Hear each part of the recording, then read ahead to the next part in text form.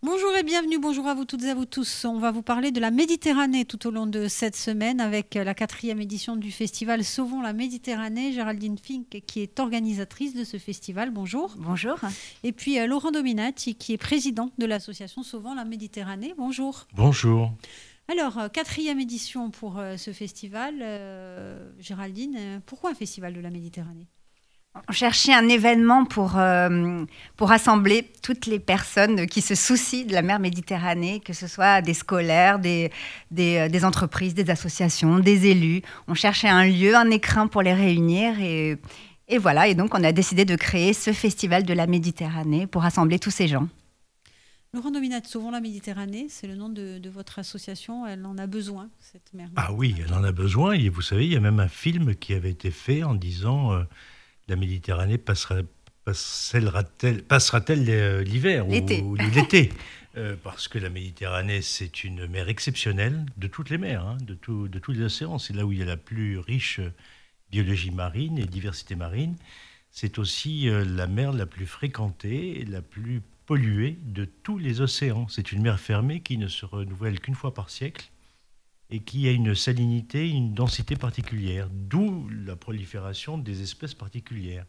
Et elles sont toutes en danger du fait de la concentration urbaine, du fait de la vie, de notre vie, qui fait qu'évidemment toute cette pollution, elle ne naît pas de la Méditerranée, elle ne naît pas des profondeurs, elle vient de nous.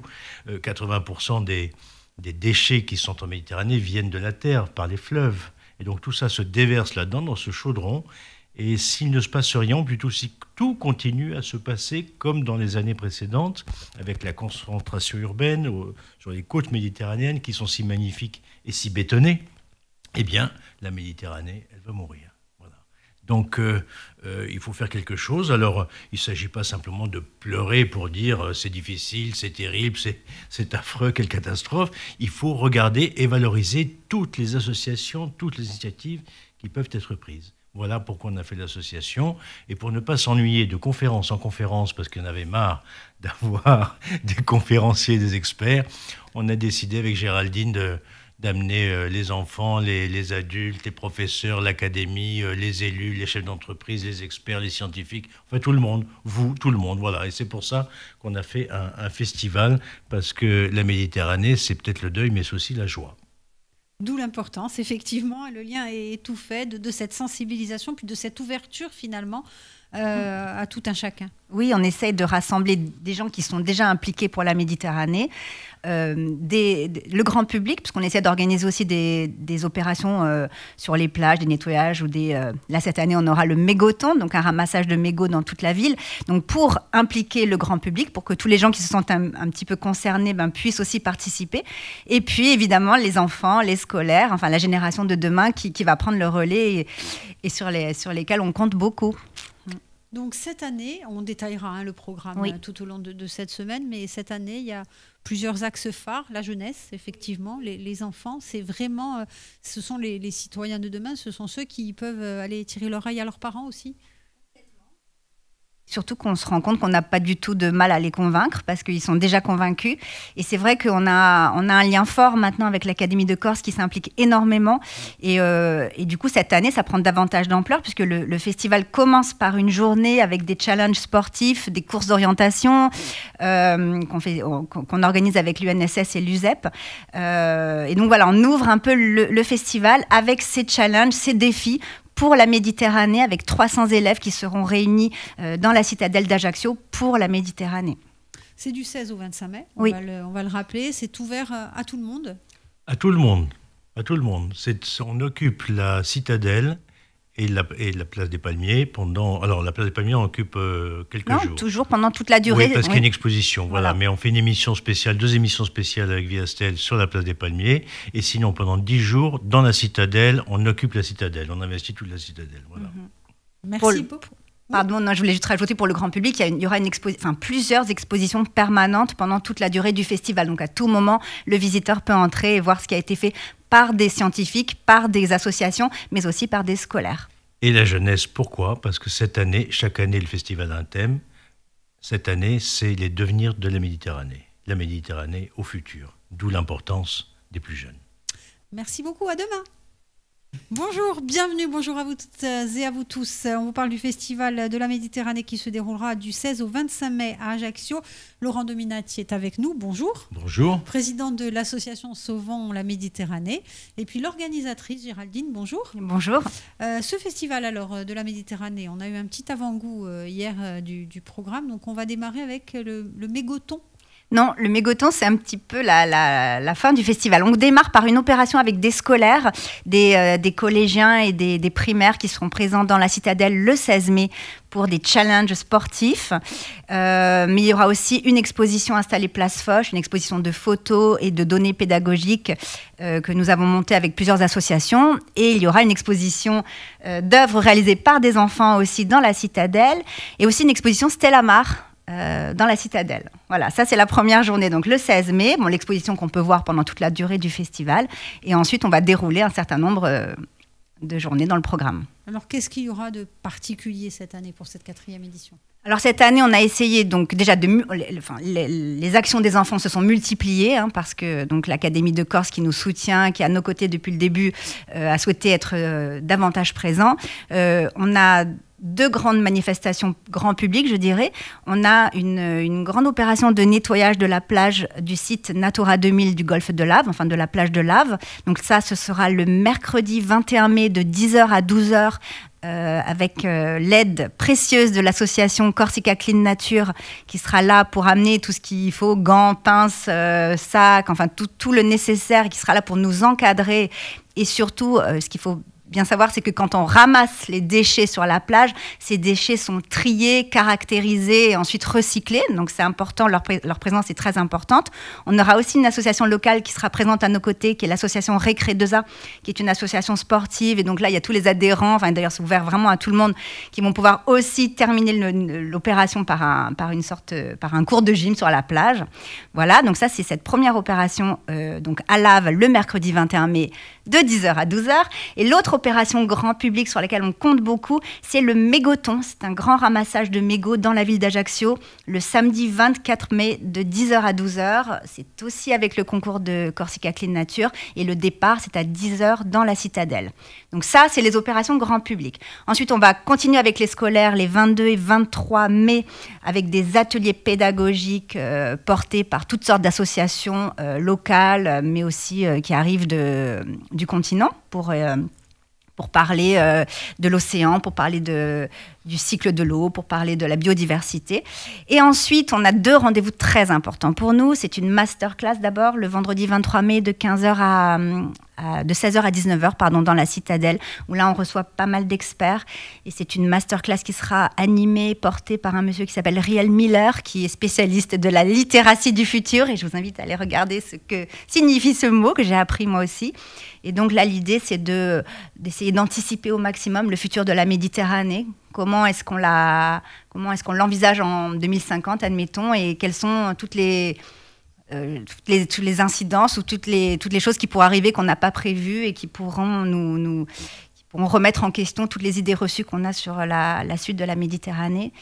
Et ensuite, on va terminer donc notre festival par le plateau France 3 Corse via Stel qui revient cette année à nos côtés pour recevoir nos experts dans le cadre de 2 émissions, en l'occurrence Génération Méditerranée, animée par Caroline Ettori.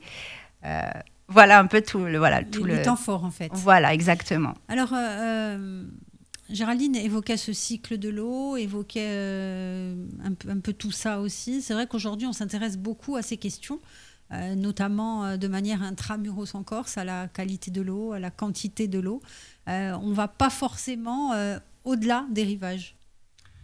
On va pas forcément au-delà des virages. Enfin, la Corse a une chance extraordinaire par rapport à toutes les îles, c'est que c'est un château d'eau.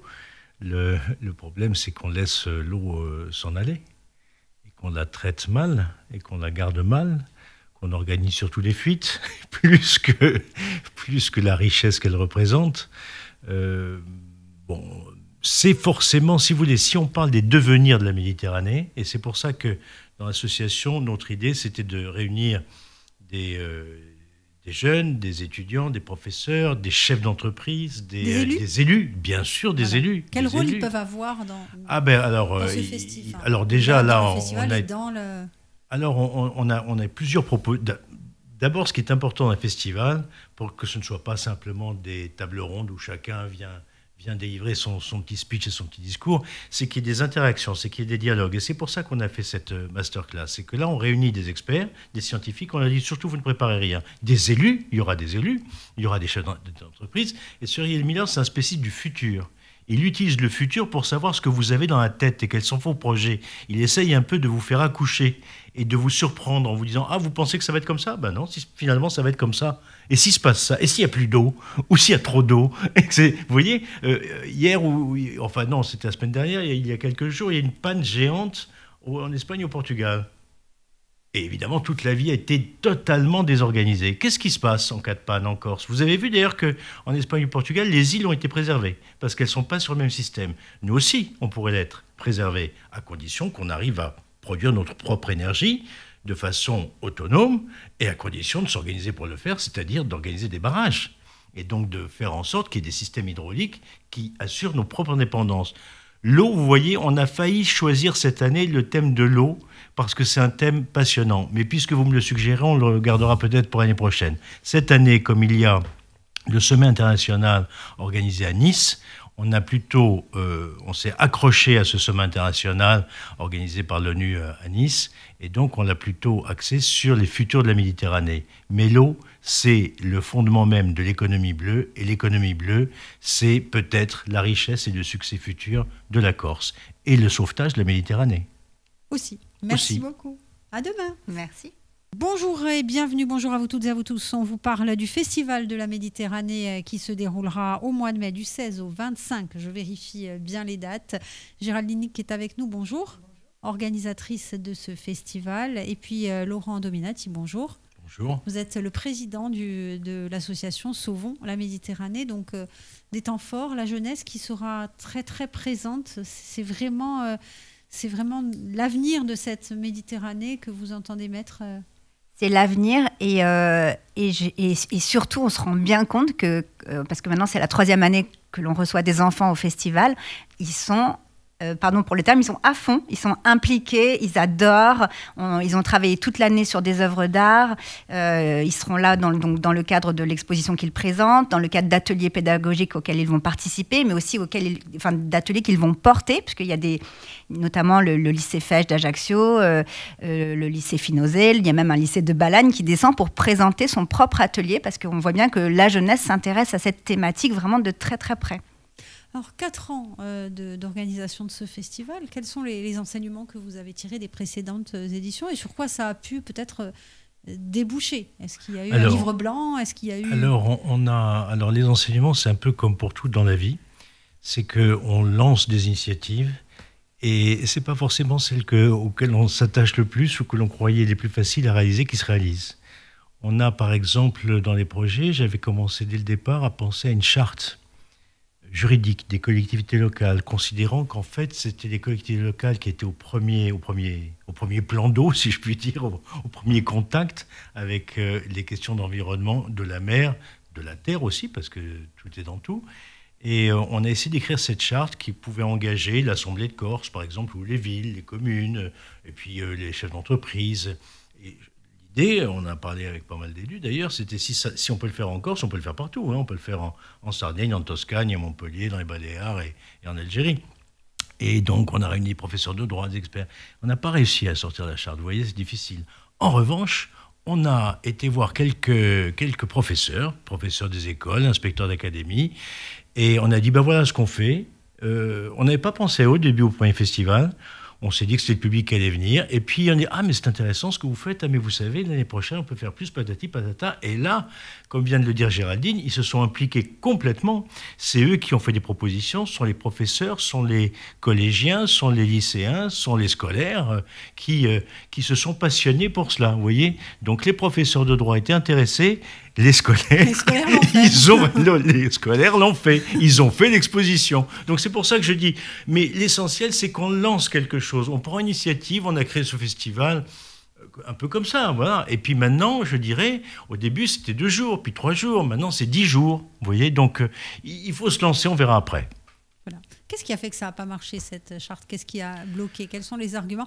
On sait que, par exemple, pour les bateaux de croisière, il y avait par exemple aussi une charte de bonne conduite qui n'a jamais pu sortir. Qu'est-ce qui a fait le blocage? Je ne sais pas, c'est peut-être de ma faute, hein, peut-être que je m'en suis pas assez, peut-être que je suis pas assez investi. Vous parlez des professeurs de droit, donc il y a forcément un blocage juridique à un moment Non, donné. je pense qu'ils sont tous intéressés, tout le monde dit que c'est une très bonne idée, mais ensuite la difficulté, si on veut être sérieux, hein, parce qu'on peut vous sortir une charte comme ça, hein, on peut vous sortir un label bleu ou un truc comme ça c'est facile, hein, on peut promettre tout ce qu'on veut. Mais moi, à chaque fois, j'ai dit non, il faut une charte juridique avec un engagement que l'on tient. Et sinon, ça ne sert à rien. Et alors, les professeurs de droit, oui, d'accord, mais à ce moment-là, il faut qu'il y ait des sanctions. Et oui. Et là, alors, est-ce que les communes ou les entreprises ou les hôtels ou les restaurants peuvent signer des papiers qui les engageraient peut-être à se sanctionner? Peut-être que c'est là la difficulté. C'est là où c'est posé. Mais on va y arriver. On va y arriver. On va y arriver. Encore une fois, vous savez, il suffirait qu'il y en ait quelques-uns qui se disent « Allez, on y va, on ose ». On avance. On a ce courage politique-là. On a ce courage-là. Économique, politique. Et je pense que, on verra au bout d'1 ou 2 ans si ça marche vraiment. Si c'est pas possible à respecter, voilà, tout le monde le comprendra. Mais si ça marche pour telle et telle commune ou pour tel grand hôtel, je suis sûr que les autres suivront. L'économie de la Méditerranée, justement. Alors, l'économie de la Méditerranée, et notamment pour la Corse, c'est très certainement une économie à partir de la Méditerranée et de sa santé. On en parlait souvent avec Géraldine, on se disait, et si les solutions venaient de la Méditerranée elle-même?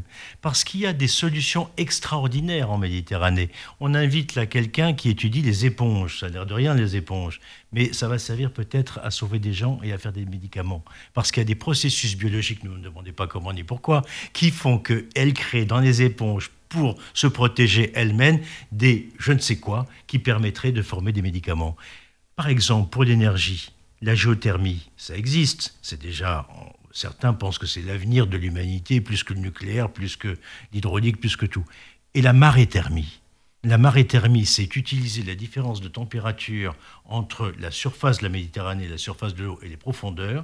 Cette différence de degrés, vous savez, la température, vous la transformez en énergie. Donc ces processus de maréthermie, peut-être que c'est là qu'est l'avenir, non seulement de la Corse, mais de toute la Méditerranée. Et à Propriane, vous avez déjà quelques maisons, un petit hôtel qui fonctionne avec la maréthermie. Pas pour l'énergie, mais pour le chauffage et la clim. Mais c'est un début. Si on commence jamais, on risque pas d'arriver. Merci beaucoup à tous les deux. On se retrouve non pas demain pour cause de 8 mai, mais on se retrouve dès vendredi. Bonjour, bienvenue. Dernier rendez-vous de la semaine en compagnie de Géraldine. Bonjour.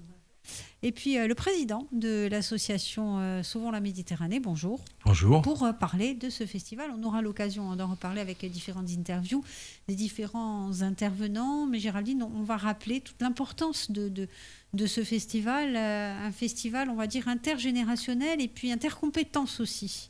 Oui, tout à fait. Ça va je crois même qu'on a des élèves de grande section, donc ça va des petits-enfants de grande section jusqu'aux lycéens et étudiants pour aller jusqu'aux entreprises, associations. Enfin, voilà. On réunit toutes les générations. On espère que beaucoup de monde vont venir à ce rendez-vous, vont s'intéresser à nos rendez-vous grand public. Et donc, on sera présent notamment dans la Citadelle du 16 au 25 mai pour plusieurs rendez-vous. Alors le fait que ça soit organisé dans la Citadelle aussi, c'est tout un symbole aussi, je suppose. C'est un lieu qu'on souhaitait depuis le début. C'est un lieu qu'on affectionne particulièrement. C'était un lieu que souhaitait aussi notre maire, Stéphane Sbradj, qui nous accueille. Et voilà, on cherchait un bel écrin pour ce festival. Ça n'avait pas été possible l'an dernier pour des questions de sécurité. Enfin voilà, parce qu'on accueille vraiment beaucoup de monde. Mais cette année, c'est possible et on est très contents. On sera aussi sur la place Foch pour notre exposition. Sur les éditions précédentes, vous avez senti justement cet engouement des gens? Ils ont regardé la Méditerranée différemment? Je pense, enfin pas que grâce à nous. Heureusement, il y a beaucoup de gens qui s'occupent de ça. Et l'association qu'on a fondée, elle permet de récolter de l'argent et de le redistribuer aux autres associations. Et c'est pour ça d'ailleurs qu'on a créé le festival, c'est pour rassembler les associations qui travaillent avec nous. Quelles sont vos relations avec les associations, par exemple, de défense de l'environnement On travaille beaucoup avec elles, on les finance. On les aide, oui, bien alors, sûr. pas qu'en Corse en plus, on le fait aussi à Marseille, à Nice. Moi, je récolte de l'argent de la part d'entreprises. Il y a un fonds HLD pour la Méditerranée qui nous aide et on sélectionne des projets. On a sélectionné Adopter un spot à Marseille où on reconstitue des récifs pour protéger les petits poissons. En Corse, on subventionne Marée Vive. En Corse, on subventionne beaucoup Corsica Clean Nature. C'est des associations qu'on aide, parfois à des petits niveaux, mais quand même, on aide cette année. Non, mais je veux dire, Corsica Clean Nature, on les aide à fournir du matériel. Et il y a d'autres associations, on donne un petit peu plus de sous pour des projets plus concrets. Par exemple, je pense à, tu en parlais la dernière fois, Genesis, le projet qu'on finance avec Pure Océan, où ce sont donc des éponges qui sont sous-marines et qui permettent de développer des cellules anti-cancer, par exemple. C'est vrai qu'ils ont besoin d'un petit peu plus de moyens, donc on essaye de répartir un peu en fonction des projets. Voilà. Quels sont les dangers qui arrivent là en Corse pour cette Méditerranée? C'est les projets, en Corse, ou de l'autre côté, quelles sont les problématiques? Vous évoquiez Marseille, est-ce qu'il y a des problématiques différentes? Le problème que l'on a, c'est que justement, il est global. Quand vous jetez un sac plastique, je dirais, dans le Nil, vous pouvez le retrouver ici. Au nord du Cap Corse, il y a une concentration de plastique. Ce ne sont pas des plastiques corses, ce sont des plastiques qui viennent de toute la Méditerranée. Les courants sont là, et vous avez... c'est une mer unie et unique, parce que justement, c'est presque une mer fermée. Et un des projets de départ, c'était de réunir tous les riverains de la Méditerranée, en commençant par les collectivités locales qui sont directement concernés par les pollutions. Bien sûr, les États ont leur organisation, c'est l'Union pour la Méditerranée. D'ailleurs, le conseiller du secrétaire général de l'Union pour la Méditerranée vient, il était déjà venu l'an dernier, il reviendra cette année, parce que ça, c'est le niveau politique. Et effectivement, il y a une dimension politique très importante. C'est notre eau à tous. C'est pour l'Algérie, pour le Maroc, pour la Libye ou pour la Turquie. C'est la même eau. Si elle est polluée et qu'on ne peut plus s'y baigner, voilà, ce sera la même chose pour la Corse et pour les Corses ou à Marseille. Et donc, c'est cette unité-là qu'on peut faire, parce que les différences entre États et les différences géopolitiques et les conflits vous les connaissez. Mais là, il y a quelque chose qui peut unir tout le monde. C'est la mer. S'il n'y a pas la mer, il n'y a plus rien. On peut toujours se battre, il n'y aura pas grand-chose à partager. Donc c'est mettre tout le monde ensemble pour sauver la Méditerranée. Parce que s'il n'y a plus de Méditerranée, ce n'est pas peine de se fâcher pour le commerce, les touristes, tout ce que vous voulez, ou simplement l'eau pour boire.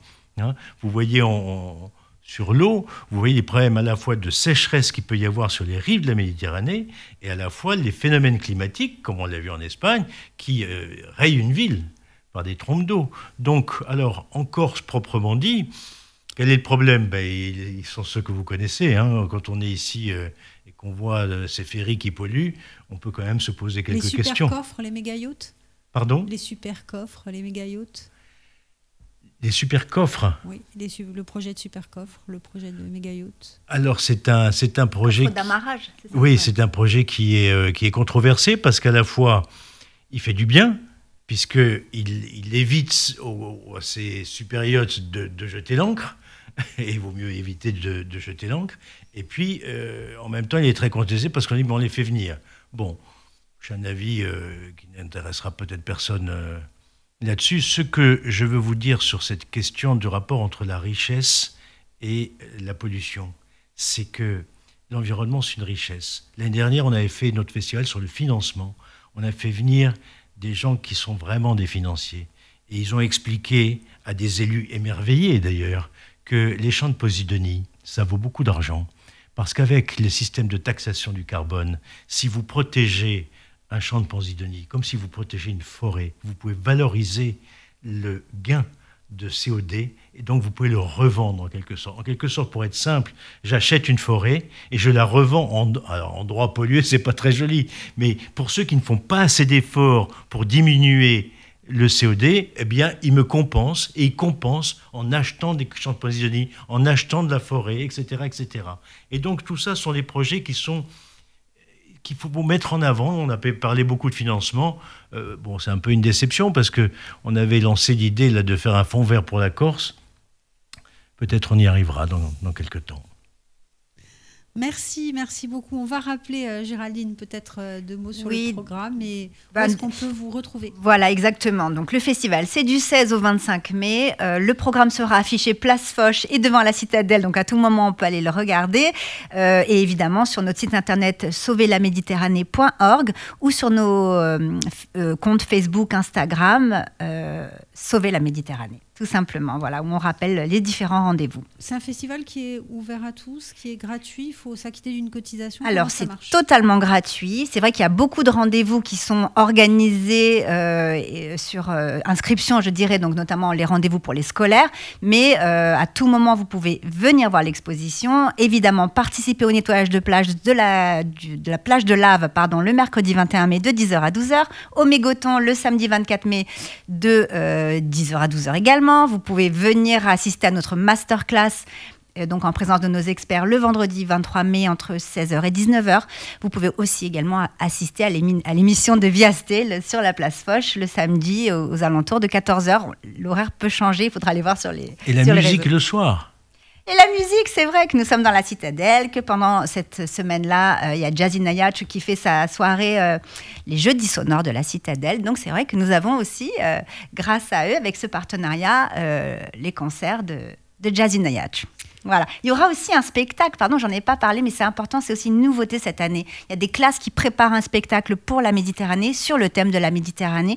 Et donc ce spectacle sera présenté dans la Citadelle vendredi 23 mai, entre 14h30 et 15h30 à peu près. Voilà. Merci beaucoup. Et juste pour terminer, vous parliez de ce mégoton. Il y a des chiffres quand même assez hallucinants. Hallucinants. L'année dernière, nous sommes partis de la place Foch jusqu'à la place Millau. En 1 heure, nous avons ramassé, on était une dizaine, je crois, seulement parce que l'opération n'avait pas été vraiment annoncée. On l'a organisée comme ça au dernier moment. En 1 heure, nous avons récolté, si je puis dire, 25 000 mégots, ce qui est horrible. Et donc, évidemment, on les ramasse parce qu'on n'a pas du tout envie qu'ils finissent dans la mer. Pour rappel, un mégot, à lui seul, pollue 500 millilitres d'eau. Donc là, l'idée, c'est d'en rassembler un maximum en 2 heures dans la ville d'Ajaccio. Donc de 10h à 12h le samedi 24 mai, avec un départ depuis la Citadelle. Et surtout de signaler par cette opération qu'en aucun cas, il ne faut jeter ces mégots par terre.